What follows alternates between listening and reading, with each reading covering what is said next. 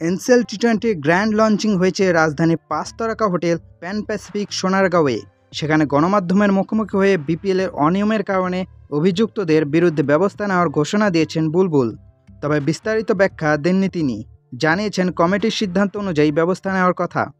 গণমাধ্যমকে বুলবুল বলেন, আমরা একটি তদন্ত রিপোর্ট পেয়েছি। আমাদের যে তদন্তকারী দল ছিল, একজন বিচারপতি ছিলেন, একজন ব্যারিস্টার ও একজন সাবেক ক্রিকেটার তার রিপোর্টের সারাংশ জমা দিয়েছেন এবং সারাংশে বেশ কিছু জিনিস আছে যেগুলো আমাদেরকে অনেক চিন্তায় ফেলে দিয়েছে। এটা যথাযথ বাস্তবায়নের জন্য আমরা একটা কমিটি করেছি, কারণ আমরা কেউ বিশেষজ্ঞ নই। খুব শিগগিরই আপনারা জানতে পারবেন। বুলবুল আরও বলেন, এখানে সন্দেহ বলে কিছু নেই। একেবারে প্রমাণ না পাওয়া পর্যন্ত কাউকে নিয়ে কিছু বলা যাবে না। এটার আমি বিশেষজ্ঞও নই, এজন্যই আমরা কমিটি করে দিয়েছি।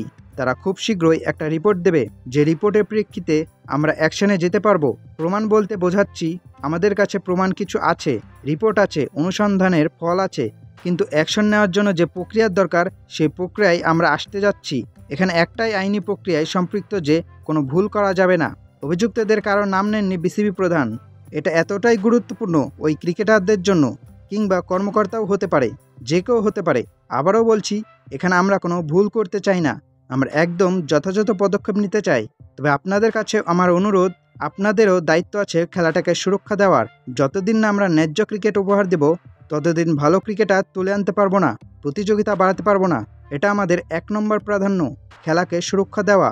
বুলবুল আরও বলেন, এই খেলাটিকে সুরক্ষার জন্য আমরা সংবাদ মাধ্যম কাজে লাগিয়ে প্রচারণা করতে যাচ্ছে খুব শীঘ্রই।